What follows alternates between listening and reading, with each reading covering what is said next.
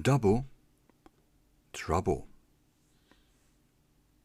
Millicent sat at the bus station, awaiting transportation to her parents' home. She wished for a moment that her travel plans were rooted in something positive, but the news of her mother's illness was the real reason. This unexpected news struck her deeply and made the previous days blend together, and, all while she hoped it was a nightmare she'd soon wake up from. The year was 1962, and being a young woman on her own at a bus station granted many skills from other travellers. However, she didn't have the energy to pay much attention to their judgments of her. It was late in the night, and she needed to stay alert and awake for the coming hours until she reached her parents' home. She had a newspaper in her lap and attempted to skim the current events to keep herself distracted.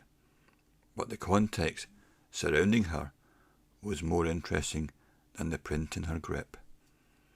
The other passengers at the bus station made her curious as to why they were also out so late. She checked the time and noted the route she was supposed to take was running behind schedule. In the distance, Millicent saw another woman pacing around the station. She could only see the woman's back, but this other lady appeared to be wearing the same outfit Millicent was: a dark coat and a white hat atop her blonde curls. Millicent's eyes fluttered like they were wiping over a distorted screen. The other woman looked exactly like her. But she knew that wasn't logical, and so she focused her attention back onto her newspaper. An article on politics bored her, and so she still remained easily distracted, particularly from her peripheral vision catching a glimpse of this other woman who was now approaching her. She couldn't fight it anymore. Millicent stared at this woman and felt her jaw come unhinged in utter disbelief. The woman was her. The newspaper slipped from her tiny hands and slid across the cold ground. Could it be the crossing of timelines, where her alter ego lives an entirely different life? If that were the case, why now? To Millicent, it didn't make sense to have this experience during such a stressful time in her life. Her double got closer, and she noticed the intricate details of her clothing and complexion. The other woman walked more confidently than Millicent ever did, with her head held high and shoulders back. This alter ego was a better version of herself, and this left an unsettling feeling in her chest. Millicent watched carefully as her second self reached into her identical pocketbook and removed a small compact mirror. Millicent recognised it right away. That mirror was a gift she received at 13 years old from her mother, with the nickname she'd been given engraved into the lid. Millie was neatly etched into the centre of it. Millicent never forgot about this gift and held a deep sense of sorrow towards the present, because shortly after receiving it, she'd lost it in the family house fire.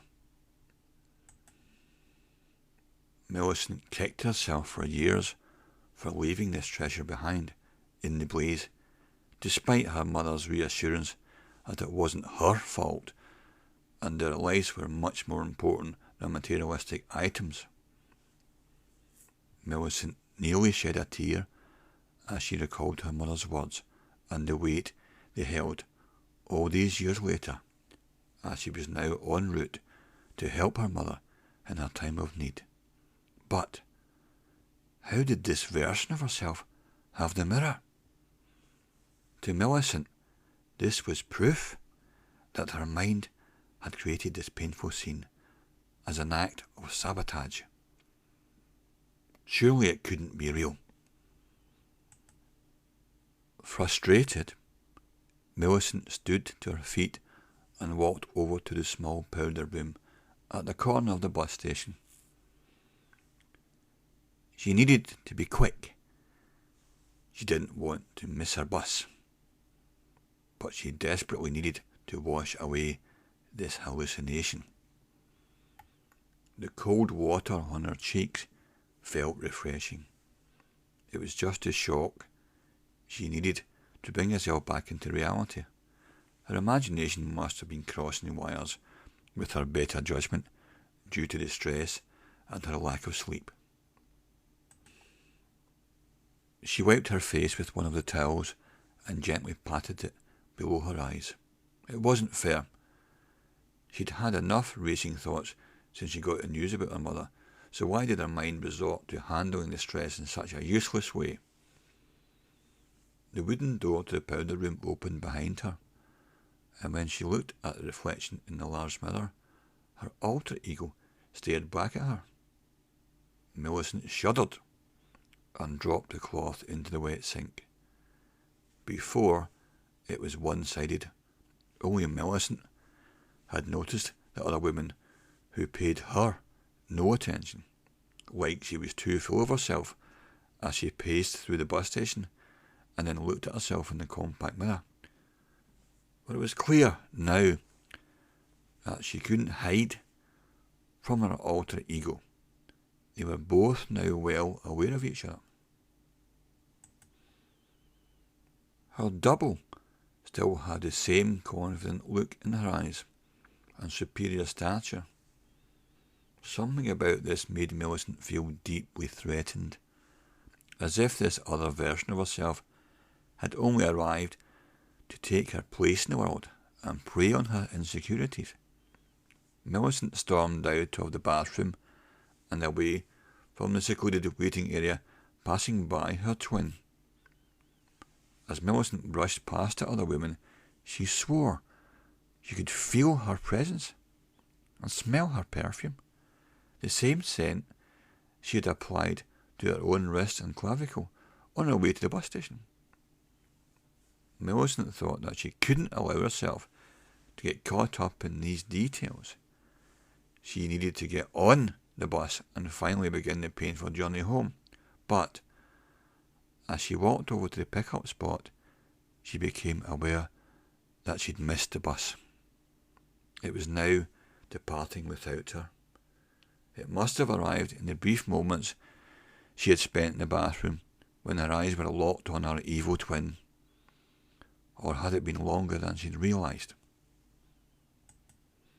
Nothing now felt clear or real.